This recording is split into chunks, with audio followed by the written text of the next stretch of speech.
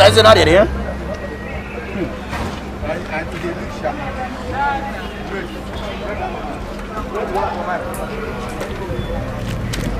Edo sa wo mo bo wa kina.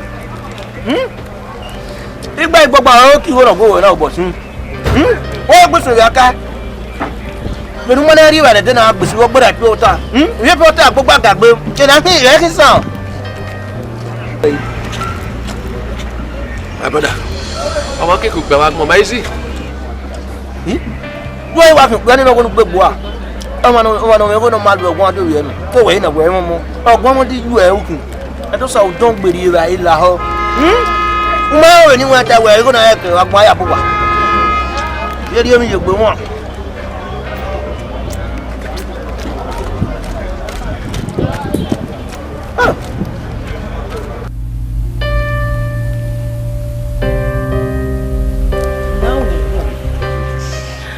Igo kere o iwa ke.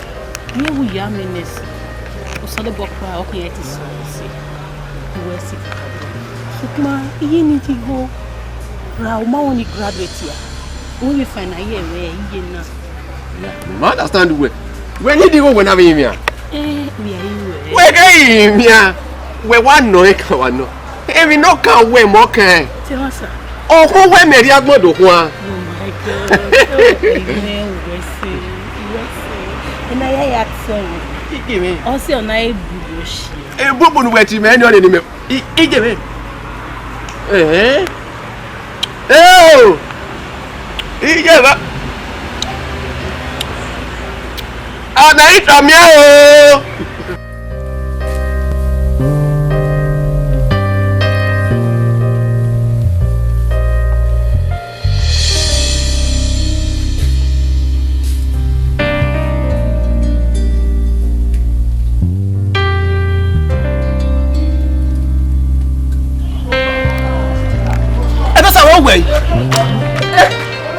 Ni meke gwaluwele ni weki odoni ya simami o. Kuduare wo wa mu moge mu nu ya nwe tuke no pack ore. Brother, I'm sure I understand. Hey! Moto dai. Wa ri ya wa.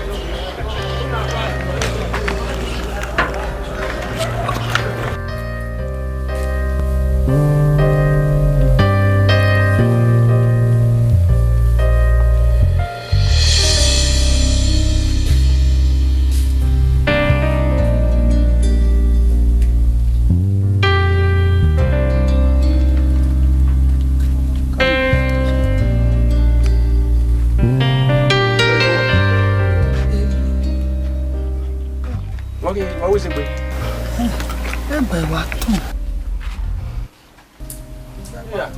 That's right. No, not this one.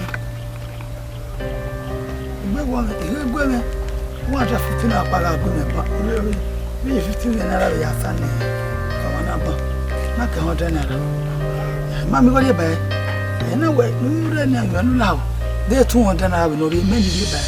And then, okay, me, I'll go to them. Na mentamu wa no you wear mosquito net why we how why igbalo why the error why igbalo why fiero e mosquito net how we na lo you wear e no see any mosquito see na kinanya yeah my me on the 200 they on the maybe go we are female imagine I say ke la dia wo e project me mu obo also federal government. Oh, and Larry, they're 15 years old. Even! Most of them are your bear. I do say,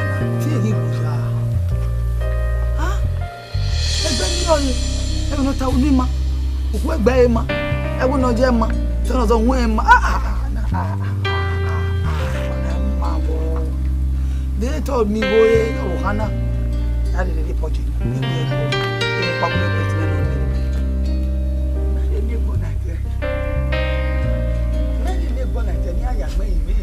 Oh, yeah. A kid that I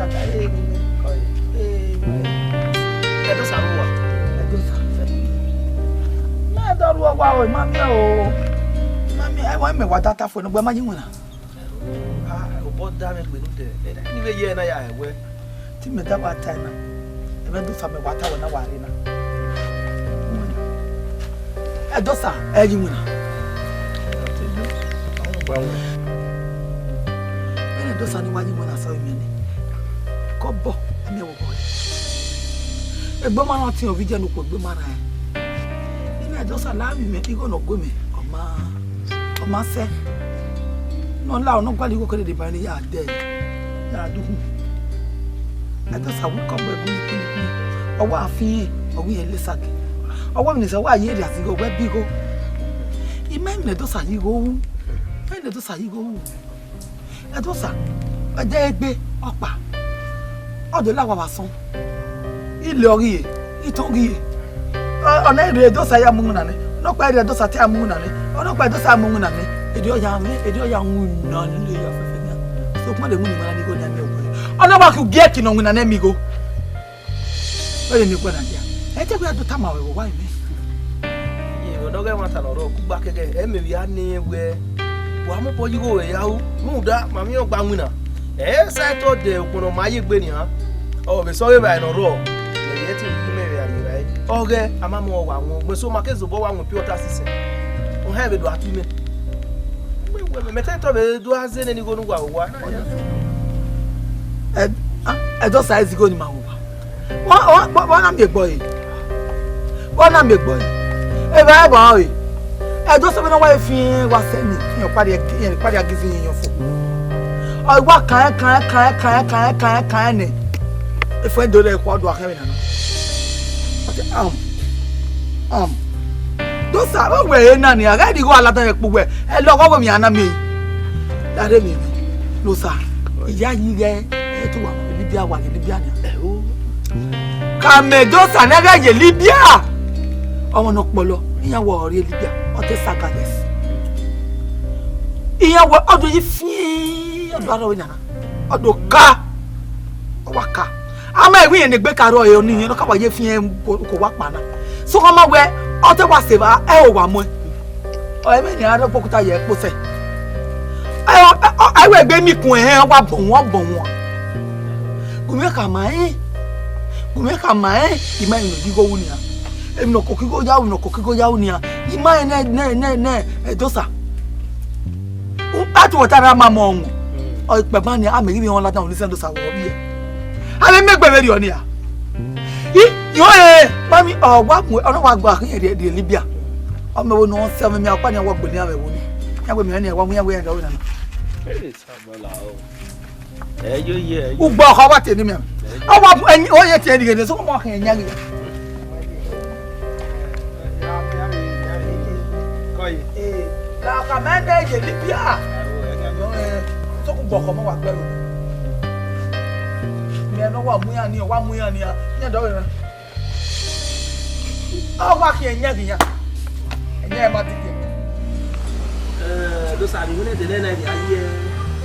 Oh, so apa me brother amajore de. Aye. Iwe gele so do me no wo. Wa mo galo. O ka ma meseri o we. O wa nu we je. O tu we no ku ni kire na ahun mi. Mi na no we ku ko wa mi la ja. Ha? E o je ni we gbe no we do sa. O we me mi we mo boji we ya wa. Ha? Ra tu iya si gba kan e be gbagbe do. Ro de wa pa me we. Ave gba ke wa ni. E o gba si wo na ri wo yin na ri la ja. E ba ya fe ni mu na ni mu go la wa ya la ja. Ya mu mo ge zipe ya ni ku. Ha? E ma se gba ke wa me brother. Ni ata ma we na. E ki o pa won ki e va won. I me ki wa ni. I me nya na we ta mo bi ta mo ko. So ko pa ze wo sin ma hin. O ki an me ka mo we na. O si ma ni ge Jennifer. No you weeping no you say ni. Jennifer ni. Jennifer. O mo mi la. Mo mi o. Mo ni ari yo wa do. La ma me go don gbe. E ko we gbon wo don gbe. E ba be se yi ni a. Ige esque Jennifer mo zo. Ira mi. Ah la moto o. Ah di va ve school o. Ah de be o. Emi no wa kan Jennifer na ve school. Mo me na. Edosa. Ni uwe gogo yo fi enu yina. Wo wa ti dozu wa. Ruda me ho seri ogwe. Igo na ya hasa no wa no rogwe be no yo seri. Ye we iko kiri. Oro do. me wo he ne we conductor we hin de ne kuma le so obo na si my we ko be egu baro la dia abe ya si e ko ha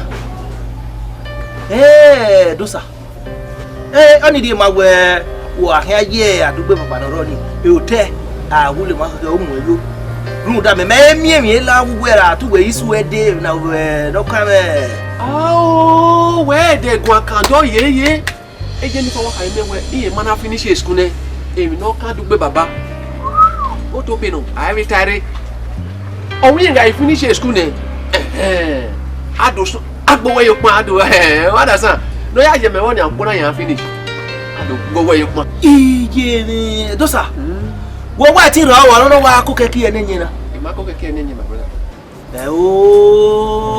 ge wo wa ka ma we ke na pa ide gbe ti we ni we hi wa wai eni ni hi ga ti we Obodineda o ya ka yo bi ano ma se o bi abe gbe ba yin na no hu ano me no ye no ri ko la jan wo wi o ye gbe fi o wo arigbo o ya mu mi ati adege epa mi omu adodo mu gbigbe ani huai osmi amu gi anyenya kan yo yin si e da fo be ko la wa ko we gbe be kan okun Obodineda ni me pardon me wa we like ni ya ga ko ni Obodineda we wa we le ma he nya we kede na na pa eni we ri be nu sa o pe ne won ko o ri be nu we wa yo ni la o pe ne won ko e de we gbe pe nu we kai ba ye wa we ri o pia we la ya be yudi ye be bere o ti ni me se we ade te emi ko mu dai wa be nu we di pa se na ni a wo mo ko o pe ne won ko o we be bi ni ma so gbe ke Mr. Obodineda me we are here o pe ne won ko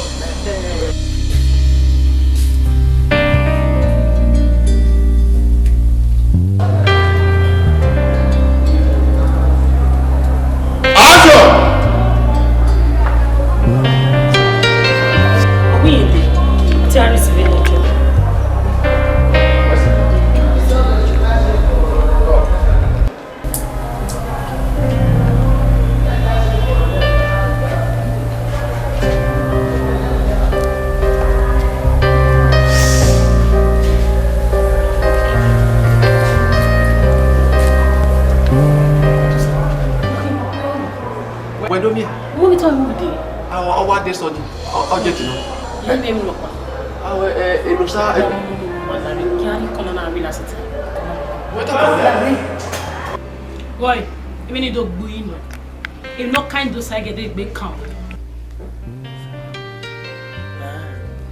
gwe ka ma we ti mo si mewu ge do sa so pa ri me no ro awa wo anegi amu e mekin we ti mewu be no we yera me we ne ke we as ya meti o le cabin we won na o ni won we ade me he ni go wow no mo ave go ke ni tama I knew no tama do sa ni tama even ya fe no tama o de ya fe no boy tama me ya e de no de be bu mi ade wo bu o de emi a o we le wona tu ki an le mi o gbe mi ro pa won gbe nothing won ka ma we o re do sa no lo ni ohun we tu mi ohun yen o tu mi o de wo ubere boni ni osa ya mo lolu ye ke zara ewe ba kin ade do ele ni ma ko lo so yo sa ile osu eke ezara su ade do yen what ya mo oni ogbu wo emelu kuma tama awe mo ma eno imalu e boro pa mi ino gun useless fool ai igini me Jennifer ubeti me fool o madam uno ba me ba me we wa me lele niana ije wa me Jennifer na ile gu baro de Benin kodo to ya koko beru we wa kian ni e graduate no ho awe kin ge we kama we e school we yo ni we nu ki me no ru we a igo do sa e mo mi me ne bi go ya de ba we mo igo we de ba da ya zi je school no o ma iya wa zi gbe ka de wa we ni marriage no ma ni gbe wa we ni e de ro wa e be na yo gbo me he o ise de ro wa ma mi go me ri me marriage isi aka gbe we ye ba floki ide kulize de ye do ka wa we kalopina ri nu wa ni we pilesi mo si oda fun we ode kulize me wa me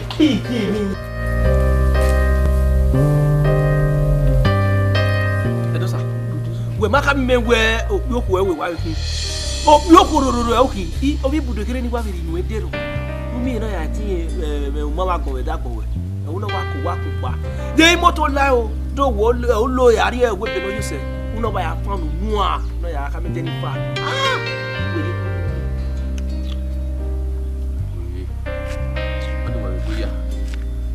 Okay, can we no can Jennifer any maga mule negbenia. If no can Jennifer, more can no can me Jennifer can. In my vatie, in my night here, that way, my can make no negbigualo. Whatever my man will matter, me Jennifer. It am my own. We are.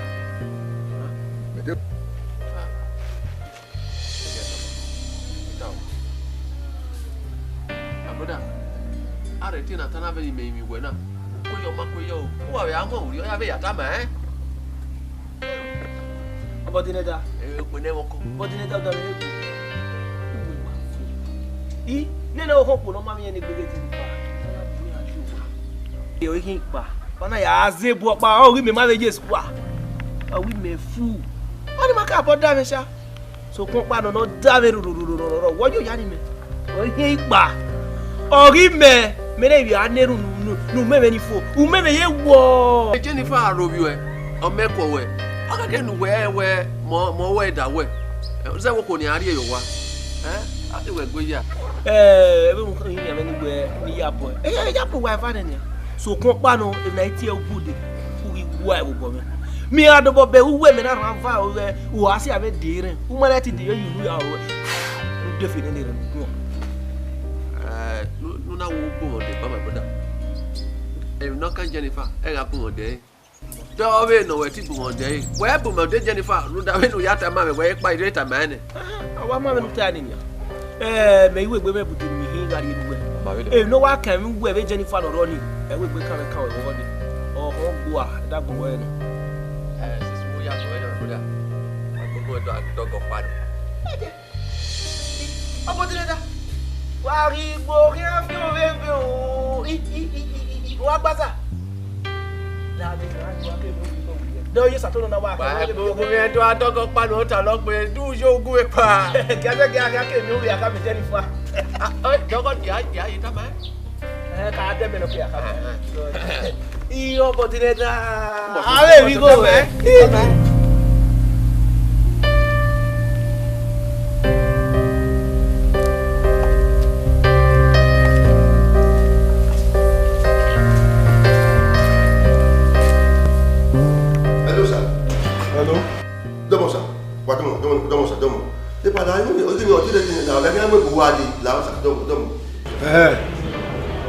Yage ke no amwe yi wa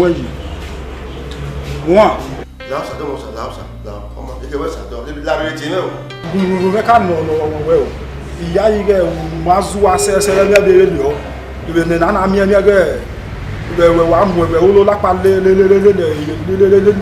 gbegbe agbe ade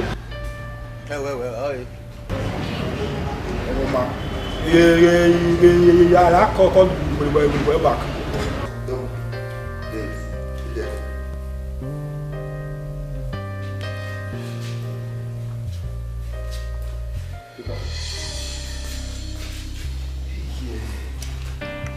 Valentina, we are all fear we know you have a really problem. But now, America, I must go back to America. Obodineda one. Openewo ko one. Ah, ibe bi go be na. Me e ka lu wa. What na lu de alu. E go na be go we pa. Try me. Le dayo ne ya. Fight anybody. Bogi. Me dey understand the ko wa ton.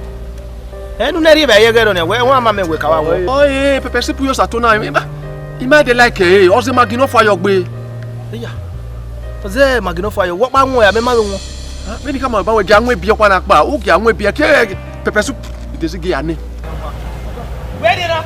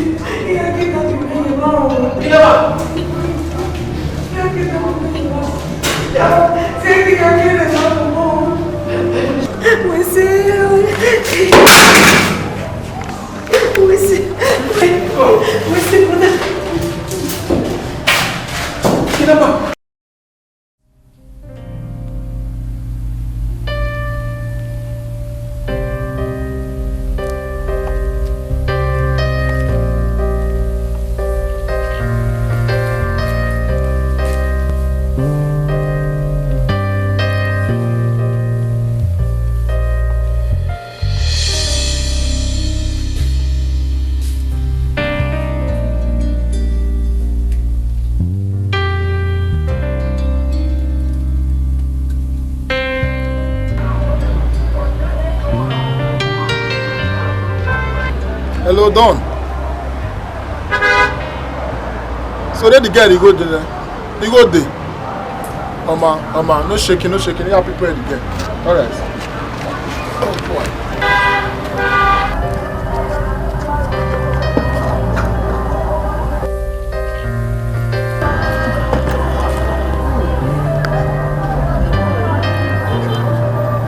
Hello, Don.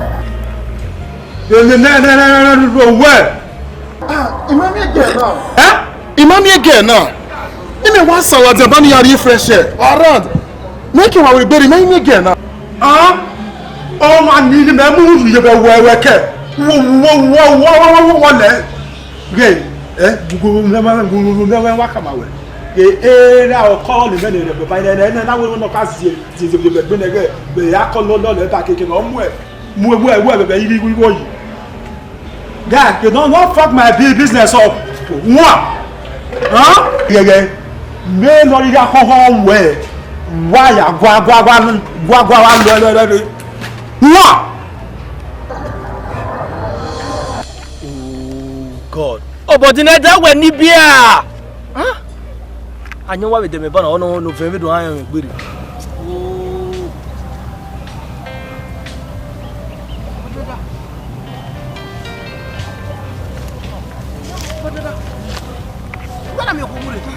Ekene te ya neno. You want say na wa gba you to. Avec kidnappers. Kidnappers, we na rai. We na rai.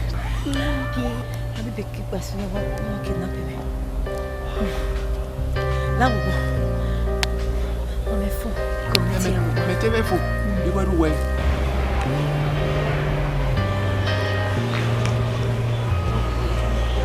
Allô? Yeah.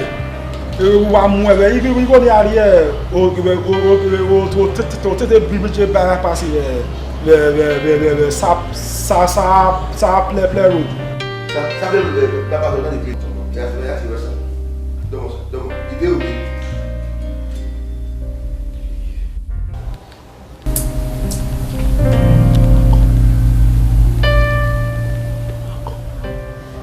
il pas là, il tenait ça là ça. Daddy, me no Maris. Maris, Wanji. Okay, Daddy, oluku mayena. Daddy. You free where? I be kick me so you for me. You don't for me. Daddy, when you come when we go no mara pala popo. Mama. It I can go get mama. Go. Maybe say flash and what we have. Do bonala yo do pomo. La re where you na? Pour la ki wa ku wa yena. Ba me moto.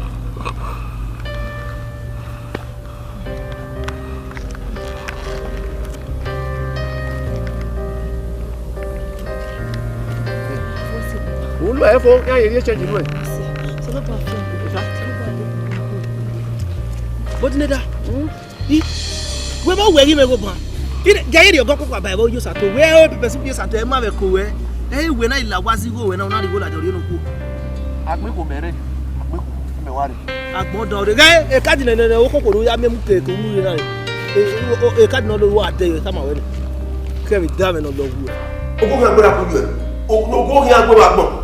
Gaye o we ka ko ni ba ka me we afin yen. Imade yagi. Baba ya me ala ka me we police o ya fa ya mo go me jo wa. To me to aso mi gbe ya le mo de. Ogo kan agbo e. Gba wona. why me when you go wagbo you know you am wa about about we are friend me ask you why you face man opa mo ga opa me wo ga gbegbo awo e you go nya ni mu wa ni wa wo gbogbo ga gbera gbegbo e tori go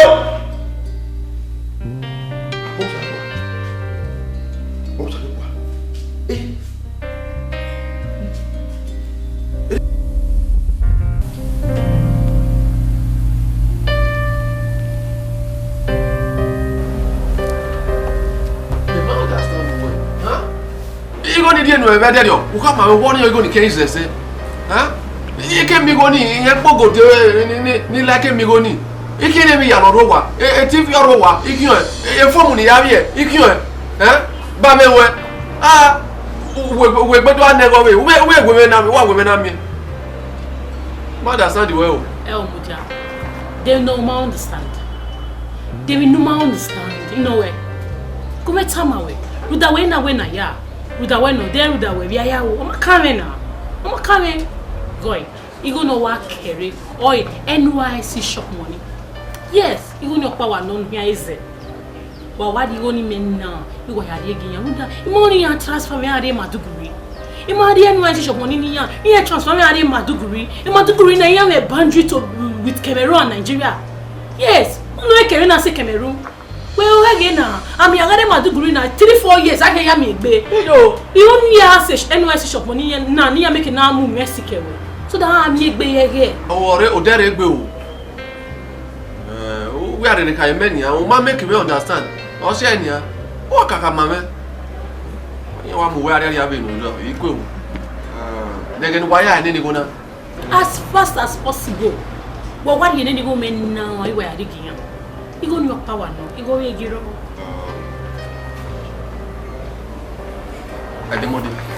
One day. That's my boo shit. That's my boo shit.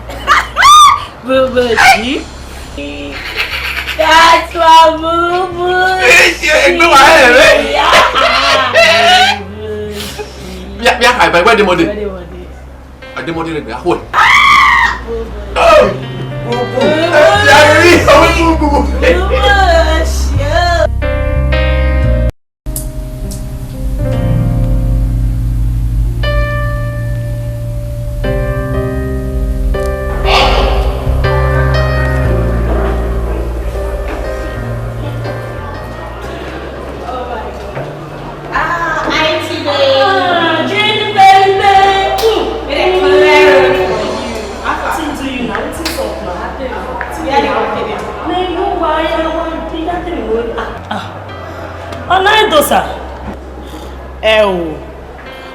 Dosa. A dosa or a cousin on Atia Sasser. My sugar. Nice meeting you there. Same here. Wow. A missy repeat, no, yellow man. Oh, yeah, go all over.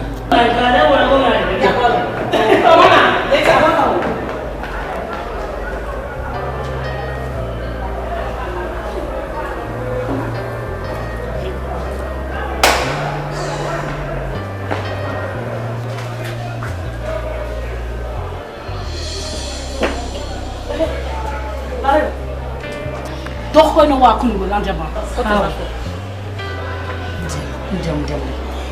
Enu ekin we do now we like it. Who we like it? Egbe go we. Ma be agbo na fasa. O pe an zero no e from your year 1. O can graduate no one move here for. How we visual. Bi are bi how we. O be agbo we na. O bi onwo we ga see. Onwo ma so na na to agbo. Wasabi be we na. Ye kere na pa. Ima on dey be cross party.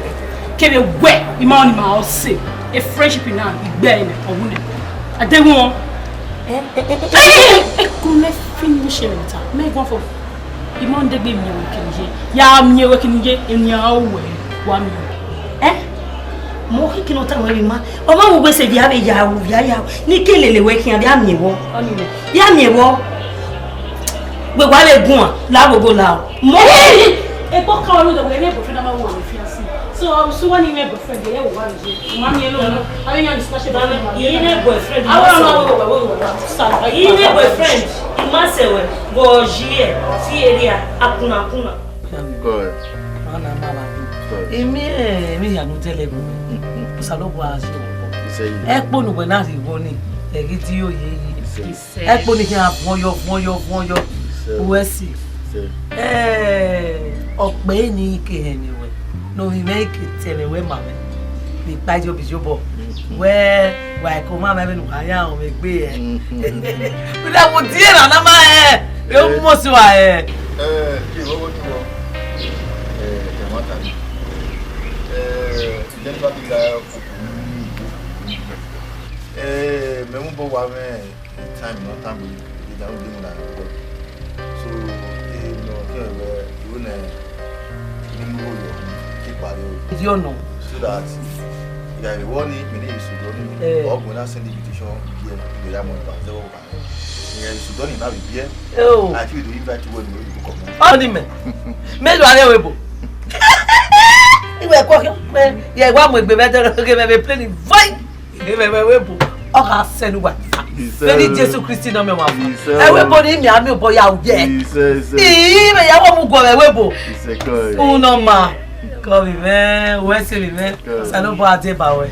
Kojo. Ho ni ri ma we. Ojo ni gbe ke ade na. Hello you. Ojo we waje. Me. Oh.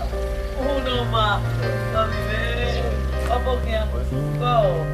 Adosa. Ode. Adosa. Ijimi. Sa. Adosa rowa. Dosa. Obodineda. Opola ko. Yeah. What's go where you are going? Walk away. Adosa. Ime when me adeba. You know when you don't come away Ugbo. Emi o koru ye gbo we kan kere ya sa me yi ere hian mo budoza la we. Ero ọmọ ibudoza la wo gbo. Emi o koru sa me we gbo kan ero ọmọ ibudoza la. Urulede emi no ko ede na amagweta. Wa da teme ibudoza. Wo ke wa onu tana. Obodineda. Iwa de be na do bege. Jennifer ayewo okun pe apa. Okun pe apa na egbe oko. Yin eva mo egbe dede. Yin amunu suso egbenu. Eni me kam we na egbe ade kon awode ogun agogogo. Iye na wa reba oyin me ko egbe Jennifer okun pe ani bu iye ade we odo ni awon me ena ina woni bu ade du me mo yo nu sege yawo yo ofoni ino we ofoni a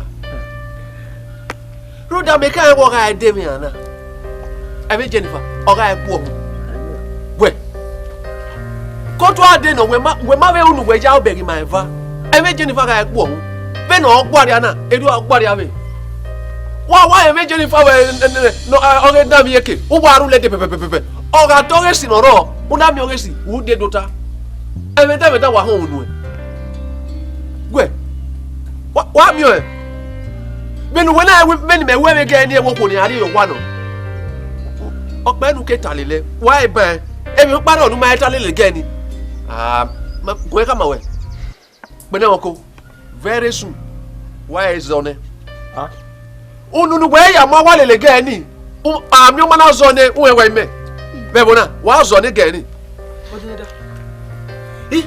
Obodineda wo wa ti does wa agbon mi na o ke we rulede he imoto ba me ko de bi rulede ya do ibi gbe ni do ka ma o se megwe emi ko no ko ere mo budoza la e una ka ma megwe eri wa be Jennifer me awe mo ma Gay, when what about was or we are hammer and meta. On everywhere, I can marry women in Sado come away. Come away, Meninosa, or do come on, Nuda, I will be fast way. Oh, when I'm a cook, I can't talk it. I'm never seen whoever done water. Who bow back bow. Oh, okay, go out lady. Woman talking see. What do you very Openemo we bebedo so de bebedo we wa mi e me je ni ba ra po Obodineda mo ya re akeni awo wa mi say dia ro dem ni o. Ti wa ja yewe ri o. Ruda. Ime ni na we oponi me ari yo wa. Eke sa ba nye gbu ni me ri o. Ibe lowe yo lowe re ge na we. Do we ahun nu arun pa bo yen. Ya se nu ye ni do. Ni do no. Devata no. Yeah. We wa gi me. Awe me gugu a. Awe wa me. Devata no. Edosa. Awe wa ni ga me no. During my 100 level days. Ebi ye video. Who we get no my take bina. Gwalo ejo gwalo eri. Imamio. Gwalo le kalodo. Iman mi na we. Ena wo ma. Duwe wo we ni wo me. Unda akatiwa amugbize marimu akanengu neri begio. Mini. You understand? Emi ya kai we. Duwe ni duari. Imawo ni mayaro. Relationship na imagine day. Imada oma clear oye pirigiri. Ima ana Jennifer. Yeah. Me wona mutai. It risk no kwano me. Runda. Opiani hia omega iridomie wena. Wo hia hia. E hia la ke. Antiwe we. No di ma no ma o me. No teme mama ebe. Duari wo. Ai Jennifer ku me bona. Edosa, duari wo. Ipa. Ahia. Oma. Oma na onu yo wa mutia. Wa mudalo lo ibum de ga wo wena. Total. Jennifer.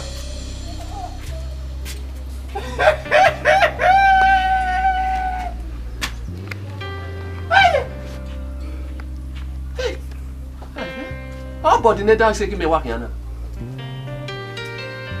Ogbe na won ko ma gele ba ku bo mo Obodineda me. Aho Jennifer. Aho. Wa ga gbon we. Ege mi na agu we gun age ni we. Uwe ko ke ki e na nye mi gbe bo sege. Una we me he oge igbofo ye. Weru wa we ma we won wa ni ku. Ge we ni ha. Ni menati we Obodineda ni o ma igina we ni. Ha? No wa da be se mo we. Uma mi go lem le gbu e. Mo gbe da pure water nu wa mu. Benu bi o ya ye mi go se. Ge we ni ha. Hai! Emina Melina. Hey, Ogodua, Salobwa. What does I want to run is we beat him Sabayo? Ruda, a meal will not come where I would dare, Becky. There to where you did me that boo where any. Then I'll buy soon. That boy, yeah. The little boy. I will put the right to do nothing. You dare not here? You don't need. Why, when I'm here, I'm going to go on one more ticket. No, sir. When you tell me about what not the wadi. A dosa. Your matter. Don't fear any web one. He may know me. Oh, not boo. And then you what is soon not a market man? And I will do time away. Jennifer, say your way. Jennifer will come. The top woman was to know Jennifer. The Jennifer again, Jennifer, you want to. Oh, the kind come by no my this side. Jennifer, those are take away in here is ever working. On a walk a way a year one a weapon on yourself. On a school fees in there, Jennifer. On a way a Jennifer, you will be like your phone, ye the head, you come my way. On our putting here you. So one a couple by the Jennifer, he like a schooner. Jennifer, you be a year day. Or where those are we go on there a here way. As I don't know that over. Hey! Doctor, I want to. How? I mean, not Tana. I want to. Doctor, what was it to was going on? What was it when I cannot hear our man? Yamudare. Doctor, when you become video, oh, we don't know what to walk by your back here. Why they break your body, your book, your body, your book, why would your bomb over there? They ignore the Ekakono, go there. Maga sok mok masok wana umego uweke no kawegina uwikaba ekuni gwe una amigo luze no ko Jennifer una ya zige skune dosa mi ame kobo ube je kawi mwe je ojo fian me ya me be ni we What back on the one? Oh, Mammy, I'll go over your titty no wrong. I'll go over your titty over here. We are again, Jennifer. Tell you, fear bone.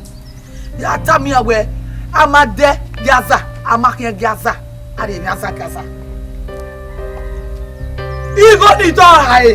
I have this will be a bisu.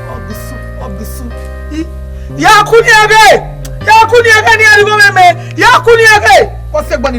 No, no, pass over. When you are Jennifer, what did you do? What for you, man?